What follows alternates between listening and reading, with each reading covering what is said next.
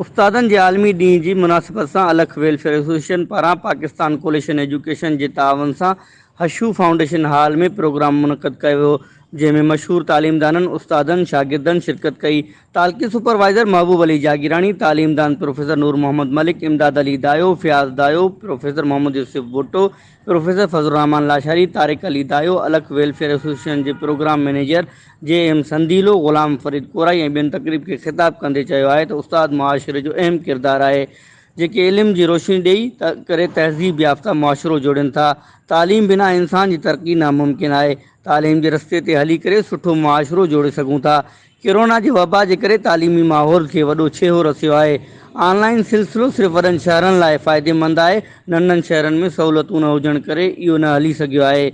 Online system हलाइण लाइ उस्तादनि खे ट्रेनिंगूं ॾेई सहूलियतूं फ़राहम कयूं वञनि।